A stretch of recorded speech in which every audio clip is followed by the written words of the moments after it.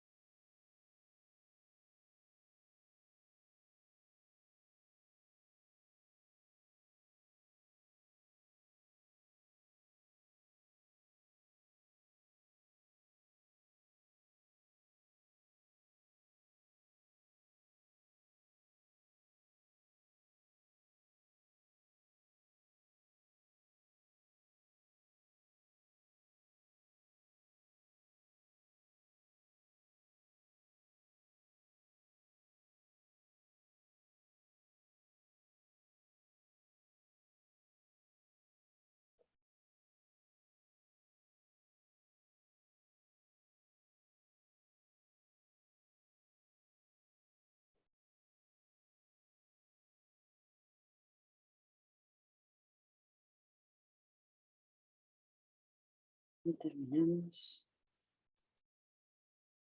Pero estoy disgustado porque veo un mundo que no tiene significado.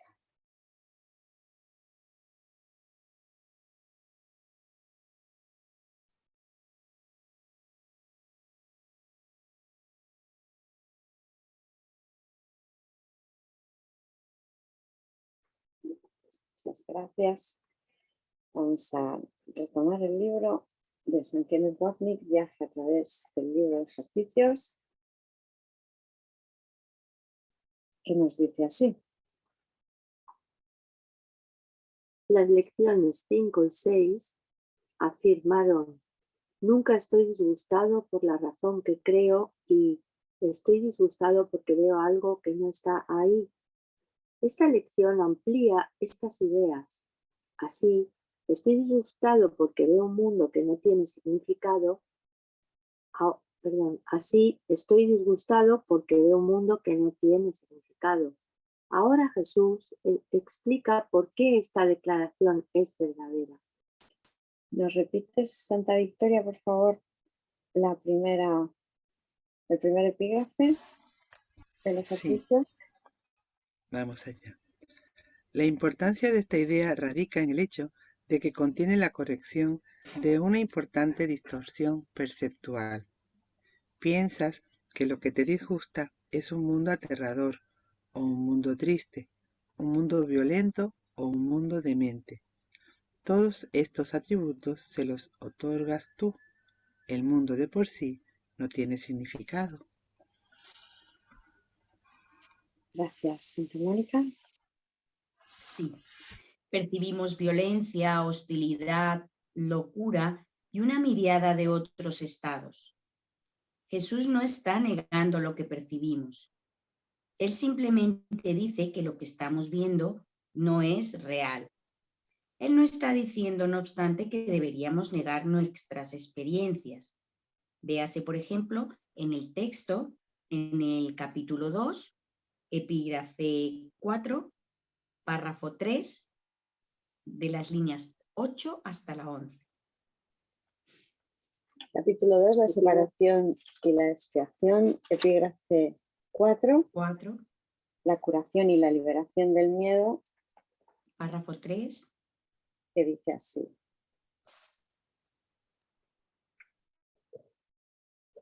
Solo la mente puede crear, porque el espíritu ya fue creado. Y el cuerpo es un recurso de aprendizaje al servicio de la mente. Los recursos de aprendizaje no son lecciones en sí mismos. Su propósito es simplemente facilitar el aprendizaje. Lo peor que puede ocurrir cuando se usan indebidamente es que no lo faciliten. De por sí, un recurso de aprendizaje no tiene poder para producir verdaderos errores en el aprendizaje. El cuerpo, si se le entiende correctamente, comparte la invulnerabilidad de la expiación en lo que respecta a las defensas de doble filo. Ello es así, no porque sea un milagro, sino porque, de por sí, no da lugar a interpretaciones falsas. El cuerpo es sencillamente parte de tu experiencia en el mundo físico. Se puede exagerar el valor de sus capacidades y con frecuencia se hace. Sin embargo, es casi imposible negar su existencia en este mundo. Los que lo hacen se dedican a una forma de negación particularmente inútil.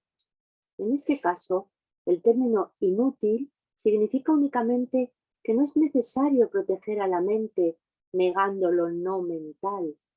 Si uno niega este desafortunado aspecto del poder de la mente, está negando también el poder mismo. Bueno, esta es una de las partes que parece que se han interpretado de forma más errónea habitualmente. Cuando Jesús nos habla aquí de que no hace falta negar lo no mental para proteger a la mente, lo que nos está diciendo es que lo que hay que aceptar es que como tenemos la capacidad de crear de Dios, no hay por qué negar que nos hemos inventado un mundo de formas. Nos hemos inventado un mundo de formas. Tenemos el poder de autoengañarnos hasta tal punto que parece que nos hemos creído cuerpos. Pero claro que vamos a renunciar a nuestra creación falsa. Una vez que aceptamos que todo este mundo nos lo hemos inventado nosotros, porque siempre hay que comenzar por reconocer esto, este cuerpo me lo he inventado yo, no Dios, Dios no crea cuerpos, el orden físico nos lo hemos inventado nosotros. Una vez que reconocemos eso, hay que negarlo, hay que rechazar que yo sea un cuerpo. Primero hay que reconocer que me lo he creído y luego hay que ponerlo al servicio del Espíritu Santo. Espíritu Santo, yo me he inventado la idea de ser un cuerpo. Como tú lo vas a reinterpretar todo, yo niego ser un cuerpo y te lo dejo a ti. Para lo que se usa ahora la ilusión del cuerpo, va a quedar en tus manos. Y por lo tanto nuestras experiencias ya no van a ser de enfado nunca más. Porque cuando se usa el cuerpo para sanar, el cuerpo se vuelve un medio de comunicación, un vehículo de transporte ilusorio mientras parezcamos estar aquí, que no hace nada por su cuenta, sino que manifiesta esa santidad que la mente ahora está aceptando que es.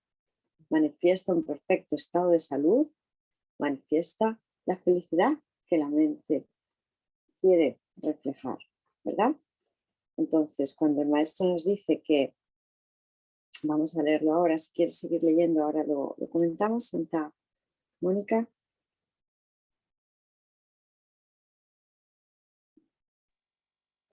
Vale. Más bien, nos está ayudando a darnos cuenta de la procedencia de las experiencias. Si estoy disgustado, no se debe a lo que me ha hecho algo o alguien del mundo, como también se nos enseña posteriormente en la lección 31. No soy víctima del mundo que veo. Este es un tema central a lo largo de un curso de milagros. El mundo mismo carece de significado porque procede de un pensamiento sin significado. El pensamiento sin significado es que puedo estar separado de Dios. De hecho, no solo puedo estar separado, sino que estoy separado. Este pensamiento no tiene significado porque es una defensa contra lo único que tiene significado: Dios y su creación unificada. Así, cuando crees que puedes separarte del único significado, es inevitable que todo se vuelva carente de significado. Por eso todo lo que nos hemos dicho después de que nos hemos separado de Dios, me he separado, soy un cuerpo, estoy aquí, he venido, el mundo es real para mí, todo eso por igual no tiene significado. Ser un cuerpo no tiene sentido. Y eso es lo que hay que reconocer. Reconozco el error de haberme creído un cuerpo.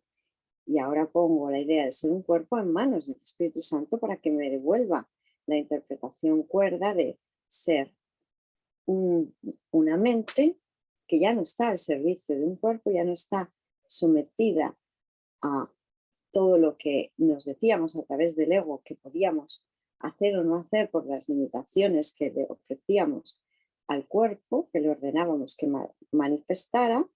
Retiramos esas órdenes al cuerpo y le dejamos al Espíritu Santo que nos interprete esa idea de parecer usar un cuerpo para comunicarnos los unos con los otros, pero en perfecto estado de salud mental y por lo tanto también físico. Ya no nos vamos a disgustar, por lo tanto, por nada. Porque hay una tendencia en el curso a decir que los disgustos no se pueden evitar. Luego, el cómo lo gestionemos una vez que nos hemos disgustado ya es otra cosa. Pero eso es dejarle una rendija al ego para seguir disgustándonos, enfadándonos. Y esto no tiene por qué ser así. Yo puedo parar el error sin sentir miedo, porque ese es mi entrenamiento mental. Yo puedo cruzar mi espacio mental al pensamiento del ego y decidir que no lo quiero, no hacer real el error ni en un primer momento. Esa es la enseñanza del perdón del Espíritu Santo. Si me he enfadado es porque he determinado que hay ataque. He hecho real el error. Como nos enseña el maestro, no te puedes enfadar a no ser que creas que has sido atacado. Y creer que he sido atacado es creer que el error es un pecado. Y que entonces no hay solución, porque el perdón no perdona pecados. A ese Hijo de Dios que hemos visto como un pecador hay que condenarlo, hay que atacarlo, porque entonces si he visto ataque estará justificado contraatacar. y yo no seré responsable de ello en absoluto. Esas son las premisas falsas sobre las que sustentábamos que el contraataque estuviera justificado. Yo veía ataque, veía un mundo cruel, un mundo de ataque, un mundo amenazador, y por eso mi ira estaba siempre justificada. Todos mis enfados, según mi ego, estaban justificadísimos. Y lo que yo estoy aprendiendo es que de eso nada. Mi ira nunca ha estado justificada porque no hay ataque en absoluto. Y puedo ver un mundo de paz sin opuestos, que es lo que vamos a aprender con el Espíritu Santo, ¿verdad? Pues si nos vuelves a leer, por favor, Santa Victoria, el párrafo 2, las frases 1 y 2 solamente. Gracias. Sí. Estos ejercicios deben hacerse con los ojos abiertos. Mira a tu alrededor, esta vez muy lentamente. Gracias. Jesús vuelve a hacer que nos enfoquemos en lo que vemos y ya nos ha enseñado que no hay diferencia entre lo que vemos y lo que pensamos. Nótese que en lo que sigue se enfoca en que todas las ilusiones son iguales y por tanto igualmente ilusorias. Y ahora otra vez, Santa Victoria, por favor, párrafo 2 de las frases a las 7. Sí. Trata de seguir un ritmo tal que el lento pasar de tu mirada de una cosa a otra sea a intervalos de tiempo bastante similares. No permitas que el lapso de tiempo empleado para pasar de una cosa a otra sea ostensiblemente más corto o más largo. Trata, en cambio, de mantener un compás medido y parejo a lo largo de todo el ejercicio. Lo que veas no importa. Te enseñas esto a medida que le prestas la misma atención y le dedicas el mismo tiempo a cualquier cosa sobre la que tu mirada se pose. Este es uno de los pasos iniciales en el proceso de aprender a conferirles a todas las cosas el mismo valor. Gracias, Santa Mónica. Al introducir la lección 1, comenté brevemente la primera ley del caos del ego. Hay una jerarquía de ilusiones, lo que significa que hay ciertas personas y cosas que son más importantes que otras. Resultará difícil romper este hábito profundamente arraigado de establecer distinciones al practicar la idea de que estoy disgustado porque veo un mundo que no tiene significado. Jesús quiere que entendamos que todas las cosas carecen igualmente de significado, porque todas proceden del mismo pensamiento sin significado. Todo lo que vemos en el universo de tiempo y espacio, incluyéndonos a nosotros mismos, no es más ni menos que un fragmento del pensamiento original de que podríamos estar y estamos separados de Dios y por nuestra cuenta. Cada fragmento retiene las características del pensamiento original, una pequeña idea loca de la que el Hijo de Dios olvidó de reírse. Esto lo encontramos en el texto, en el capítulo 27, epígrafe 8, párrafo 6, línea 2. Es la curación del sueño, el epígrafe 8, el héroe del sueño. Gracias.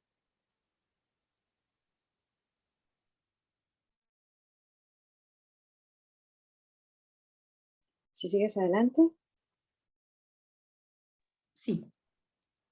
Necesitamos acordarnos de reírnos de ella, debido a su falta de sentido y no porque sea divertida en el sentido habitual de la palabra. Nos reímos con una suave sonrisa que dice que no significa nada porque es una imposibilidad.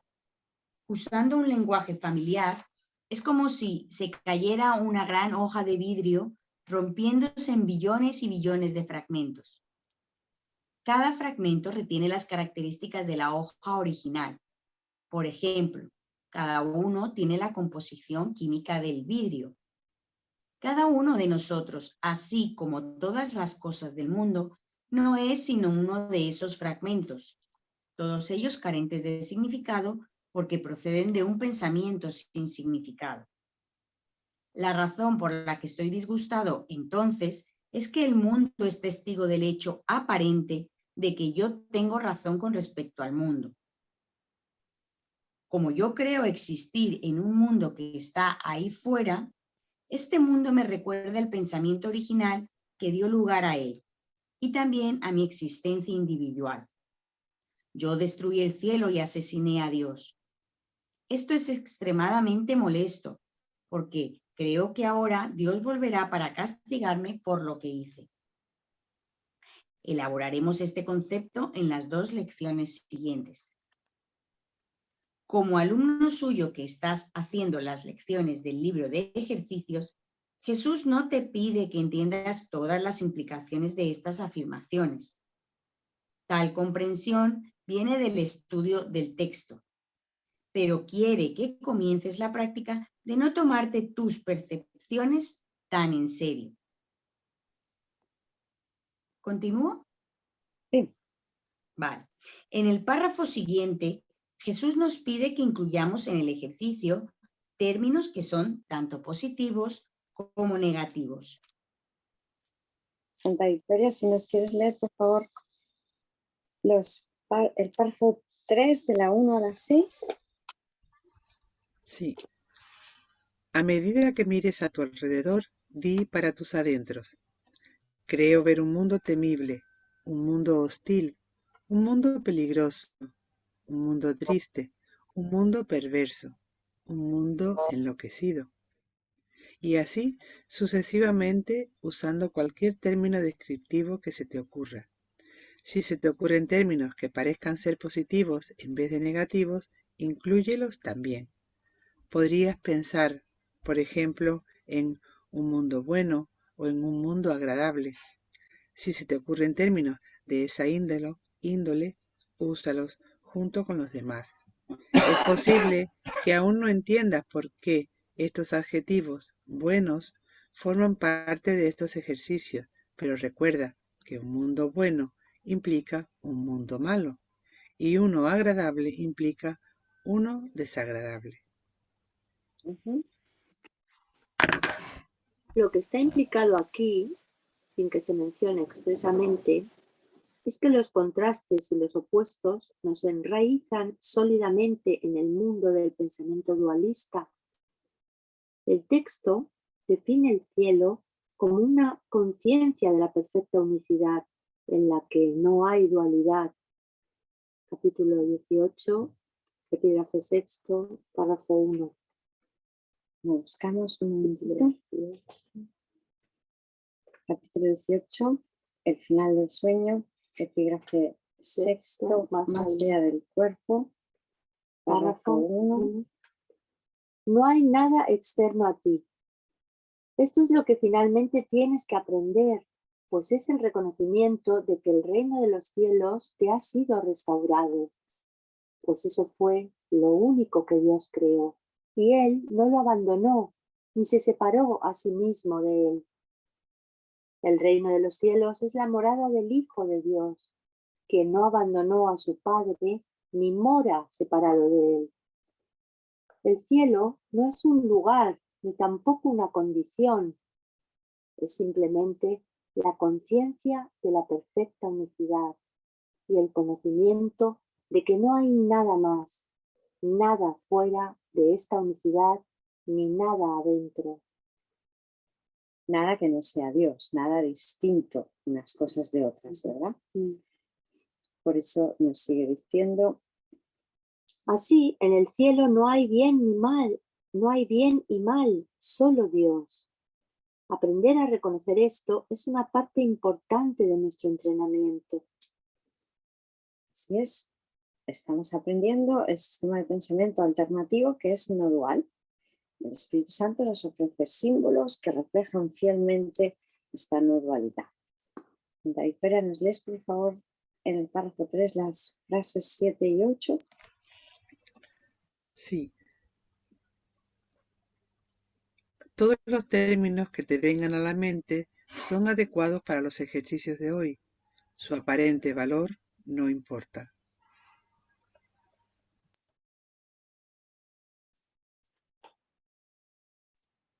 En otras palabras, no importa si los términos son o no importantes o sagrados. Todas las cosas del mundo provienen del pensamiento ilusorio. Una ilusión es una ilusión, es una ilusión. Un desierto es un desierto, es un desierto y no vamos a decir que sea un vergel, por mucho que intentemos traernos el pensamiento amoroso del Espíritu Santo al desierto. No lo vamos a convertir en un paraíso, se va a quedar desierto. Lo que hay que hacer con los desiertos, con las ilusiones, es abandonarlas, ¿verdad? Pues párrafo 4, por favor, Santa Victoria. Vamos allá. Asegúrate, al aplicar la idea de hoy, de no alterar la duración de los intervalos de tiempo entre lo que piensas que es agradable y lo que piensas que es desagradable. Para los efectos de estos ejercicios no hay diferencia alguna entre una cosa y otra. Al final de la sesión de práctica añade: pero estoy disgustado porque veo un mundo que no tiene significado. Este importante punto sobre que no hay una verdadera distinción entre lo agradable y lo desagradable hace eco al comentario que aparece en Los obstáculos a la paz, en el que Jesús dice 2 veces que placer y dolor son lo mismo. Capítulo 19, los obstáculos a la paz. El punto 4. Bueno, perdón, capítulo 19, la consecución de la paz. Punto 4, los obstáculos a la paz. El A, subepígrafe A, que es el deseo de deshacerte de la paz, dentro del subepígrafe I, la atracción de la culpabilidad, tenemos El párrafo 17. el párrafo 17. Se me da la bienvenida en un estado de gracia, lo cual quiere decir que finalmente me has perdonado, pues me convertí en el símbolo de tu pecado y por esa razón tuve que morir en tu lugar. Para el ego, el pecado significa muerte y así la expiación se alcanza mediante el asesinato. Se considera que la salvación es un medio. Se considera que la salvación es un medio a través del cual el Hijo de Dios fue asesinado en tu lugar. Mas, ¿iba acaso a ofrecerte a ti, a quien quiero, mi cuerpo, sabiendo lo insignificante que es? O, por el contrario, te enseñaría que los cuerpos no nos pueden separar. Mi cuerpo no fue más valioso que el tuyo, ni fue tampoco un mejor instrumento para comunicar lo que es la salvación, si bien no su fuente. Nadie puede morir por otro, y la muerte no expía los pecados. Pero puedes vivir para mostrar que la muerte no es real. El cuerpo ciertamente parecerá ser el símbolo del pecado mientras creas que puede proporcionarte lo que deseas. Y mientras creas que puede darte placer, creerás también que puede causarte dolor. Pensar que podrías estar contento y satisfecho con tan poco es herirte a ti mismo. Y limitar la felicidad de la que podrías gozar es recurrir al dolor para que llene tus escasas reservas y haga tu vida más plena. Esto es compleción tal como el ego lo entiende, pues la culpabilidad se infiltra subrepticiamente allí donde se ha desplazado a la felicidad y la sustituye. La comunión es otra forma de compleción que se extiende más allá de la culpabilidad porque se extiende más allá del cuerpo. Muchísimas gracias. Y terminamos la frase. Esta distinción solo sería relevante si existiera una jerarquía de ilusiones. Lenta e inevitablemente se nos está diciendo que no la hay. Más que lenta, porque nos lo dice desde un principio completamente, no hay grados de dificultad en los milagros, desde el capítulo 1, podríamos decir que progresiva e inevitablemente se nos está diciendo que no la hay, ¿no? Nos lo dice una y otra vez, reiteradamente e inevitablemente se nos está diciendo que no hay tal jerarquía de ilusiones. Toda ilusión es la ilusión de la separación, ¿verdad? Pues, párrafo 5, Santa Victoria, por favor, frase 1. Lo que carece de significado no es ni bueno ni malo. Y nos dice San ¿Por qué Kenneth. entonces? Era la frase 1, gracias. Nos dice San Kenneth, cuando dices que algo es bueno o malo, obviamente le estás asignando un valor. Al comienzo del capítulo 24, Jesús dice que aprender este curso requiere que estés dispuesto a cuestionar cada uno de los valores que abrigas. En el capítulo 24, el deseo de ser especial, la introducción, en el párrafo 2. Aprender este curso requiere que estés dispuesto a cuestionar cada uno de los valores que abrigas. Ni uno solo debe quedar oculto y encubierto, pues ello pondría en peligro tu aprendizaje. Ninguna creencia es neutra. Cada una de ellas tiene el poder de dictar cada decisión que tomas, pues una decisión es una conclusión basada en todo lo que crees. Es el resultado de lo que se cree y emana de ello, tal como el sufrimiento es la consecuencia inevitable de la culpabilidad y la libertad de la falta de pecado. La paz no tiene sustitutos. No hay alternativa para lo que Dios crea. La verdad surge de lo que Él sabe. Y así como toda la creación surgió en su mente por razón de lo que Él sabe, del mismo modo, tus decisiones proceden de tus creencias. Aquí se enuncia la misma idea, aunque de manera más simple. Al haber asignado valor a algo, estoy diciendo que ese algo tiene significado.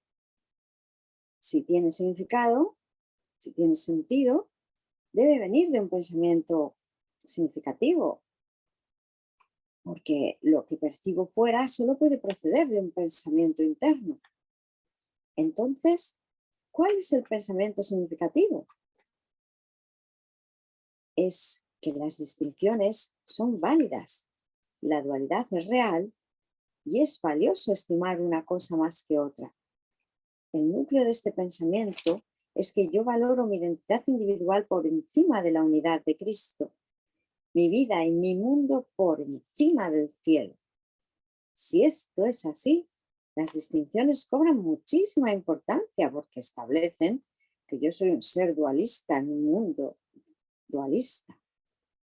Ese entonces es el mundo que yo percibo e insisto obstinadamente en que es real. Esa ha sido nuestra locura, ¿verdad? Ahí estábamos diciendo que sí, que aquí estábamos para tener un buen criterio, para saber discernir entre el bien y el mal, porque el mal había surgido y era tan real como el bien. La ausencia de bondad, el mal, era tan real y tan poderoso como el bien.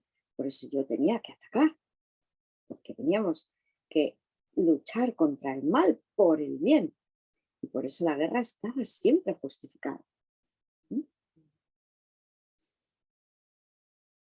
Qué buena noticia que podamos ahora ya prescindir de todo tipo de lucha, porque la verdad no necesita ser defendida con ataque.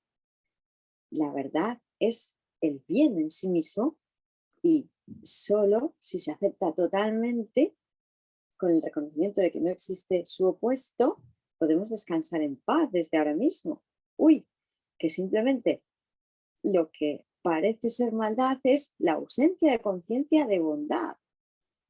Todos los que no tienen a Dios en su conciencia, de que son bondadosos, de que son el mismo Dios, tienen miedo y pueden ser egoístas. Solo los que tienen miedo, creen que les falta Dios, pueden ser egoístas. Y entonces se vuelven como animalitos que creen que necesitan atacar porque no se reconocen a sí mismos en todas partes, porque no están viendo la unidad de la creación, sino las formas esos trocitos de cristal que al haber adoptado forma, aunque son cristal, parecen cosas diferentes. Y entonces ven enemigos donde hay unidad. Por eso al cambiar de mentalidad vemos la unicidad de la creación, ¿verdad? Pues en el párrafo 5, por favor, Santa Victoria, la frase 2. ¿Por qué entonces habría de disgustarte un mundo que no tiene significado? Si te afecta cualquier cosa del mundo, evidentemente crees que esto no es un lugar que no tiene significado. Crees eso porque piensas que tú eres significativo. Para el ego, lo que es significativo es lo que alimenta nuestro deseo de ser especiales. Lo que no tiene significado es cualquier cosa que sea irrelevante para el deseo de ser especiales. Por lo tanto, nos dice el ego, tenemos que enfocarnos en lo que sirve a nuestras necesidades especiales. La lección siguiente explicará por qué un mundo sin significado nos produce disgusto. Vamos a ver. Párrafo 3 del, perdón, frase 3 del epígrafe 5, del párrafo 5.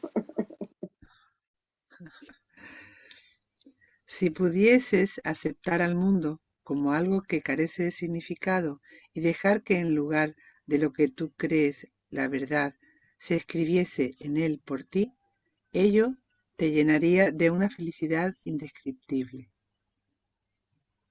Si aceptáramos que el mundo carece de significado, diríamos, mi mente está en blanco.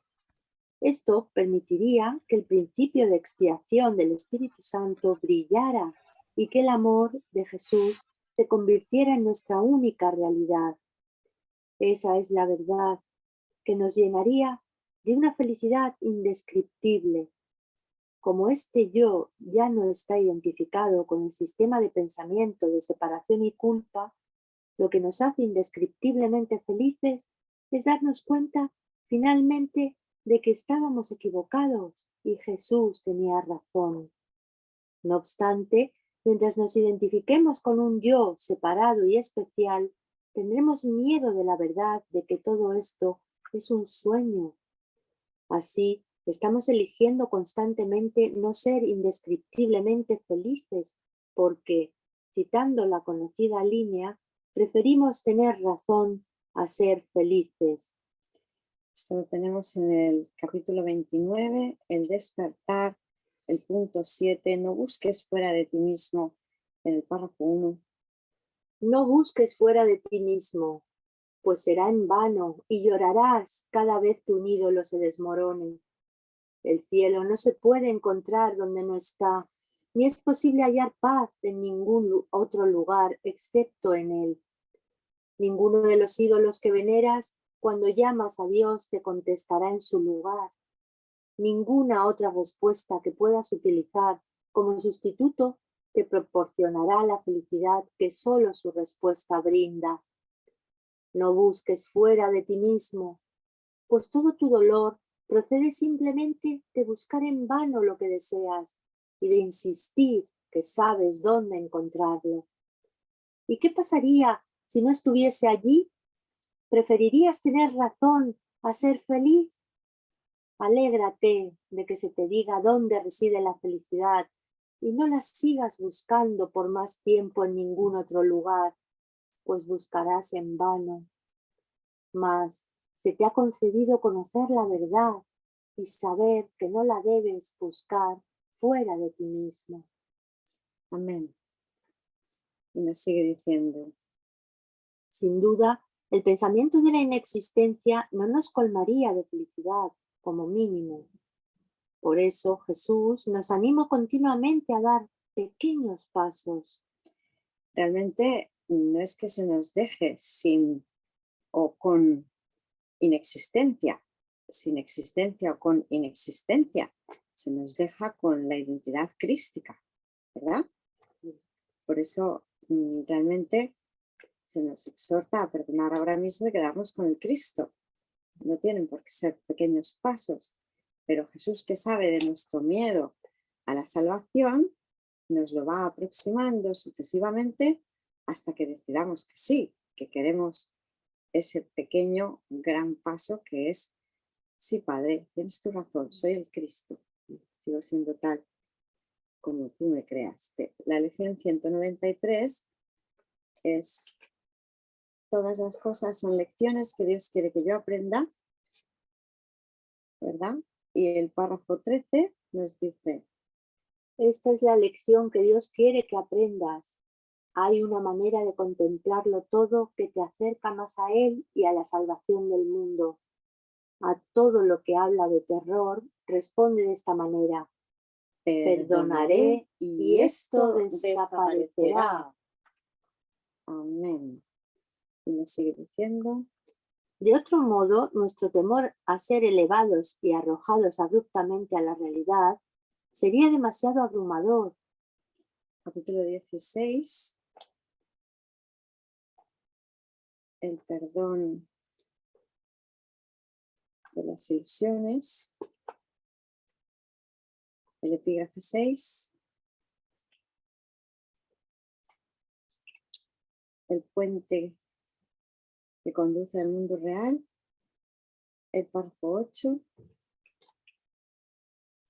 No temas que se te vaya a elevar y a arrojar abruptamente a la realidad. El tiempo es benévolo y si lo usas en beneficio de la realidad, se ajustará al ritmo de tu transición. Lo único que es urgente es desencajar a tu mente de la posición fija que ha adoptado aquí. Ello no te dejará desamparado ni desprovisto de un marco de referencia. El periodo de desorientación que precede a la transición en sí es mucho más corto que el tiempo que tardaste en fijar tu mente tan firmemente en las ilusiones. Cualquier demora te hará ahora más daño que antes, debido únicamente a que te das cuenta de que es una demora y de que realmente es posible escapar del dolor. En lugar de desesperación, haya esperanza y consuelo en esto. Muy pronto ya no podrás encontrar en ninguna relación especial aquí ni siquiera la ilusión de amor, pues ya no estás completamente loco y no tardarías mucho en reconocer la culpabilidad que te produce traicionarte a ti mismo. Amén. Los felices y amables sueños de perdón son la transición desde nuestro mundo de pesadilla del ego al despertar en Dios. Capítulo 27, la curación del sueño, epígrafe 7, el soñador del sueño, párrafo 13. Tú eres el soñador del mundo de los sueños. Este no tiene ninguna otra causa, ni la tendrá jamás. Todo lo que aterrorizó al Hijo de Dios y le hizo pensar que había perdido su inocencia, repudiado a su Padre y entrado en guerra consigo mismo, no es más que un sueño fútil. Mas ese sueño es tan temible y tan real en apariencia que él no podría despertar a la realidad sin verse inundado por el frío sudor del terror y sin dar gritos de pánico, a menos que un sueño más dulce precediese su despertar y permitiese que su mente se calmara para poder acoger, no temer, la voz que con amor lo llama a despertar. Un sueño más dulce en el que su sufrimiento cesa y en el que su hermano es su amigo. Dios dispuso que su despertar fuese dulce y jubiloso y le proporcionó los medios para que pudiese despertar sin miedo. Qué maravilla, qué dulzura. Pues vamos allá, vamos a despertar, porque ya no tenemos por qué tener miedo. Ya sabemos que perdonando se acabó todo el miedo. Párrafo 5, frases de la 4 a la 6, por favor, Santa Victoria.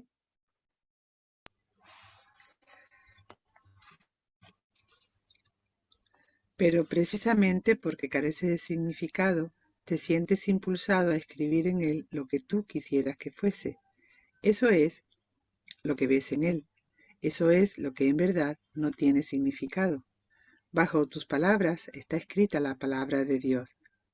La verdad te disgusta, pero Cuando tus palabras han sido borradas, verás la suya. ¿Continúo? No, gracias. Vale. Como el mundo no tiene significado en sí mismo, yo tengo que darle un significado. Asimismo, como el mundo no es nada y yo no soy nada, tengo que pretender que soy algo.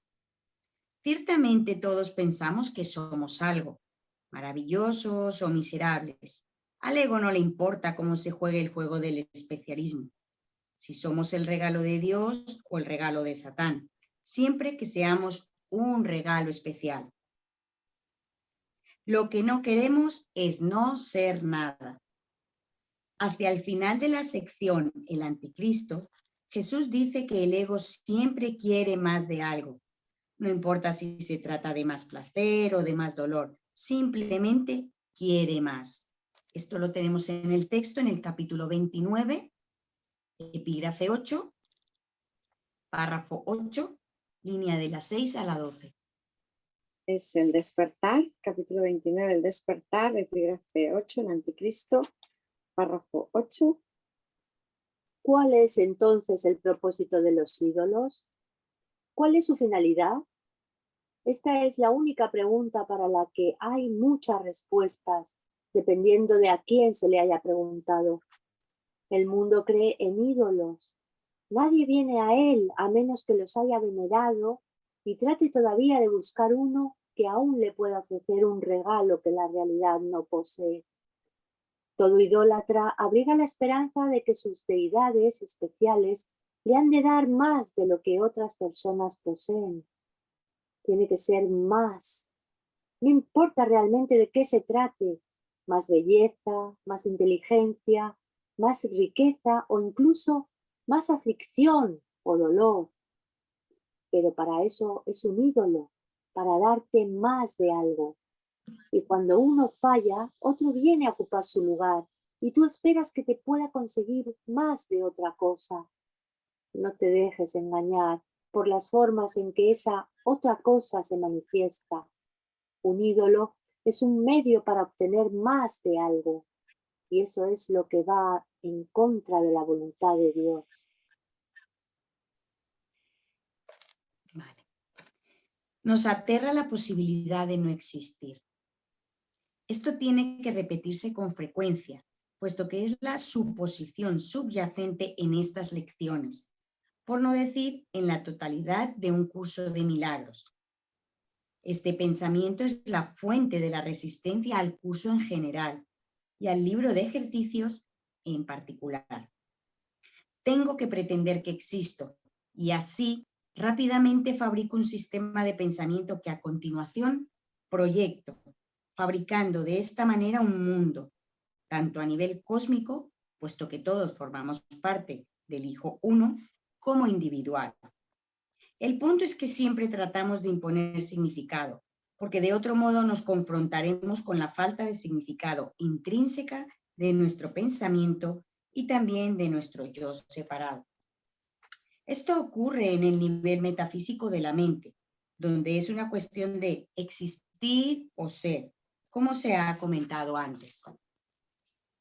Sin embargo, en el nivel de nuestra experiencia personal, como cuerpos que viven en el mundo, tenemos miedo de perder nuestros problemas y agravios, pues todos ellos establecen el yo que creemos ser, al que hacia el final del texto se refiere como nuestra cara de inocencia. Lo encontramos en el capítulo 31, el epígrafe 5, párrafo 1, no, párrafo 1 y 3.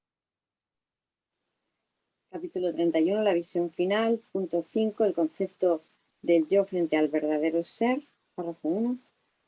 Las enseñanzas del mundo se basan en un concepto del yo que se ajusta a la realidad mundana y como tal se adapta muy bien a ella, pues es una imagen que encaja perfectamente en un mundo de sombras e ilusiones. En él se encuentra como en su propia casa y todo lo que ve uno con ella. El propósito de las enseñanzas del mundo es que cada individuo forje un concepto de sí mismo. Este es su propósito, que venga sin un yo y que fabriques uno a medida que creces. Y cuando hayas alcanzado la madurez, lo habrás perfeccionado para así poderte enfrentar al mundo en igualdad de condiciones y perfectamente adaptado a sus exigencias. Gracias. Continúo. El verdadero miedo, como veremos en la lección siguiente, es que si yo no pongo mi significado sobre el mundo, Jesús pondrá el suyo. Y por eso tengo que ganarle por la mano. Esto ayuda a explicar por qué estar muy aquietados tiende a hacer que nos sintamos ansiosos y por qué experimentamos dificultades a la hora de meditar o rezar. Si aquietamos nuestra mente, Jesús llegará allí primero. El recuerdo de Dios aflorará en la mente que está, el recuerdo de Dios aflora en la mente que está serena. Capítulo 23, epígrafe 1, capítulo 23, epígrafe 1, párrafo 1, línea 1. Gracias. Era comentaros un momentito antes de ver el capítulo 23. En el capítulo 4, las ilusiones del ego, el punto 7, es donde está lo que acaba de comentar el maestro St. Kenneth con respecto a lo que sería la existencia frente al estado de ser. En el párrafo 4 lo volvemos a leer para recordarlo. Tanto la existencia como el estado de ser se basan en la comunicación. La existencia, sin embargo, es específica en cuanto a qué, cómo y con quién vale la pena entablar comunicación. El estado de ser carece por completo de estas distinciones. Es un estado en el que la mente está en comunicación con todo lo que es real. En la medida en que permitas que ese estado se vea coartado, en esa misma medida estarás limitando la idea que tienes acerca de tu propia realidad, la cual se vuelve total únicamente cuando reconoces a toda la realidad en el glorioso contexto de la verdadera relación que tiene contigo. Esa es tu realidad. No la profanes ni la rechaces. Es tu verdadero hogar, tu verdadero templo y tu verdadero ser. Vemos entonces que es rechazar nuestro verdadero ser, y lo que ahora el ego nos ofrece es que si rechazo mi existencia temporal como si fuera un cuerpo, lo que voy a hacer es hundirme en Dios y desaparecer en Él. Por eso nos da tanto miedo esa fusión con nuestro ser real, ¿verdad? Porque el ego lo que me dice es que voy a desaparecer, que mi existencia temporal de cuerpo, que es lo único que parezco conocer aquí, va a desaparecer y yo me quedo sin nada. No es que se me dé mi identidad crística, mi verdadero ser, que es lo que realmente va a ocurrir en cuanto prescindimos de nuestra identidad corporal. Y el capítulo 3... Hermana, ¿me puedes...? 23, perdón. Sí. No, que si me repetías la referencia de dónde está lo de estado de ser, que me quedaba a medias, si eres tan amable. 4, epígrafe 7, párrafo 4. Gracias. Y aquí estamos hablando del capítulo 23, el epígrafe 1, las irreconciliables, la guerra contra ti mismo, las creencias irreconciliables, párrafo 1. El recuerdo de Dios aflora en la mente que está serena. No puede venir allí donde hay conflicto, pues una mente en pugna consigo misma no puede recordar la mansedumbre eterna. Los medios de la guerra no son los medios de la paz, y lo que recuerda el belicoso no es amor. Si no se atribuyese valor a la creencia en la victoria, la guerra sería imposible. Si estás en conflicto, eso quiere decir que crees que el ego tiene el poder de salir triunfante. ¿Por qué otra razón si no te ibas a identificar con él? Seguramente te habrás percatado de que el ego está en pugna con Dios. Que el ego no tiene enemigo alguno es cierto, mas es igualmente cierto que cree firmemente tener un enemigo al que necesita vencer y que lo logrará. Qué locura, ¿verdad? Total. Bueno, continúo. Para encuadrar el texto, el párrafo, leo la frase. El recuerdo de Dios aflora en la mente que está serena. Y si lo hace, nuestro ego se queda sin trabajo y también nuestro sistema de pensamiento de separación y especialismo. Por eso, como veremos en la lección siguiente, acabamos creyendo que estamos en competición con Dios y también con Jesús y su curso. En consecuencia, antes de que estas ideas puedan penetrar en nuestra mente, dándonos la oportunidad de escogerlas, tenemos que sustituirlas rápidamente por las nuestras. Finalmente, esta también es la razón por la que prácticamente todo el mundo trata de cambiar un curso de milagros, del modo que sea, escribir otro mejor o más simple, por ejemplo. Nos aterroriza lo que este libro realmente dice. Así, antes de dejar que sus palabras y pensamientos nos afecten, los cambiaremos para satisfacer nuestras necesidades especiales.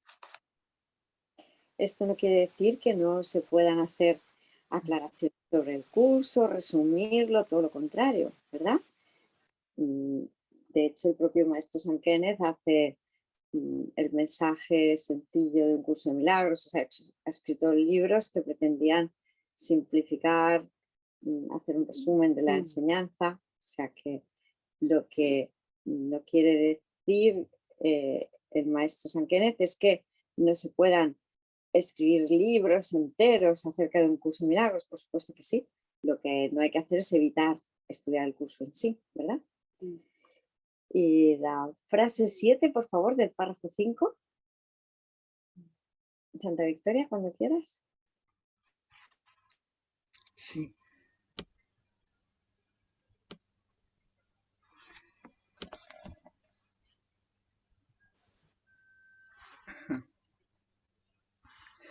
Bajo tus palabras está escrita la palabra de Dios. En un curso de milagros, la palabra de Dios se usa casi siempre como sinónimo del principio de expiación o del espíritu. También puede entenderse como perdón, la corrección de la palabra de separación del ego que nosotros elegimos para mantener oculta la palabra de Dios. Aquí el maestro San Kenneth no hace mención explícita al milagro, pero pues ya que estamos aquí nosotros vamos a hacerlo, ¿no? Bajo tus palabras egoicas está escrita la palabra de Dios o los milagros, porque los milagros son el pensamiento de Dios habiendo tomado forma aquí en el mundo de las formas, el mensaje amoroso de la expiación traducido a formas que ahora podemos entender, palabras. Y cuando dice palabras, lo dice literalmente. Aquí el maestro San Kenneth tiene una tendencia a no reconocer que la palabra de Dios es el milagro, porque hay una tendencia, como ya hemos visto en sus otros escritos, a creer que el Espíritu Santo no habla, lo cual no tiene ningún sentido porque si no, ¿de dónde ha salido la escritura de un curso de milagros? Dictado palabra por palabra. Es una incongruencia en sí misma, pero como ya la hemos captado, pues la hacemos explícita, ofrecemos la corrección amorosa y damos gracias por todo lo demás que sí que nos ha venido de maravilla su explicación, ¿verdad? Pues terminamos en el final del párrafo 5, frases de la 8 a la 9, por favor, Santa Victoria. La verdad te disgusta ahora, pero cuando tus palabras hayan sido borradas, verás la suya. Ese es, en última instancia, el propósito de estos ejercicios. Gracias. Adelante, Santa Mónica. Vale. Ahora ya sabes por qué no quieres hacer estos ejercicios. Si se borran tus palabras, entonces el sistema de pensamiento, la fuente de tus palabras, también queda borrado. Jesús ampliará esto en la lección 14. Esta lección acaba con la expresión que ahora ya nos es familiar de la amable comprensión de Jesús hacia nuestras resistencias a sus enseñanzas. Párrafo 6, hermana Victoria. Un segundito, por favor. Solamente mencionar que en el punto 21 del Manual para el Maestro, ¿qué papel juegan las palabras en el proceso de curación? Tenemos ese maravilloso párrafo 4, donde nos explica perfectamente el Maestro Jesús que las palabras, al prescindir de la nuestra, llega de Dios y es santa. En el párrafo 4, frase 5, poco a poco, el Maestro de Dios aprenderá a dejar que las palabras le sean inspiradas. Seguimos usando palabras, pero ahora dejamos que nos sean inspiradas, a medida que deje de decidir por sí mismo lo que tiene que decir. ¿Verdad? Muchas gracias. Santa Victoria, párrafo 6.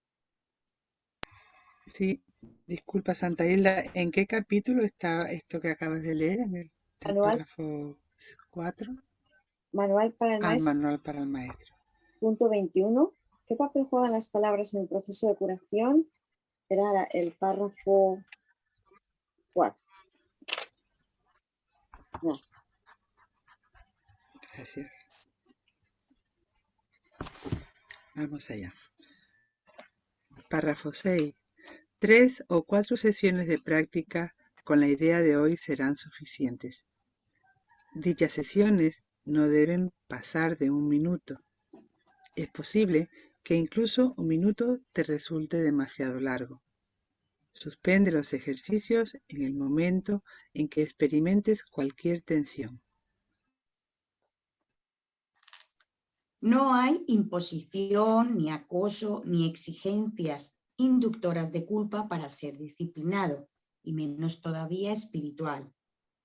¿Quién no habría deseado tener un profesor así en nuestros años jóvenes?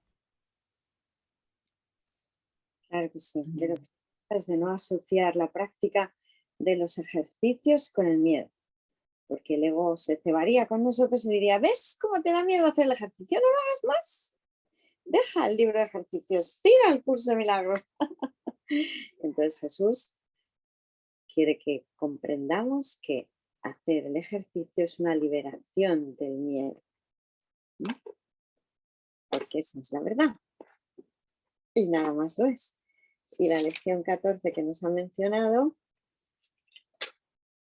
es Dios no creó un mundo sin significado. Pues muchas gracias, una bendición compartir este camino de vuelta a casa. Gracias, hermanos poderosos. Muchísimas gracias. Gracias. Aparentemente la conexión ha estado algo inestable, pero seguimos en ello. Claro que sí. Gracias por querer estar, por hacer todo lo posible. Todos nuestros esfuerzos nos son agradecidos, ¿verdad? Todo esfuerzo Gracias. por el camino de la paz, Dios mismo nos da las gracias. Gracias, Santa Nelly, por estar ahí también. Gracias, Santa Nelly. De trasnochadora.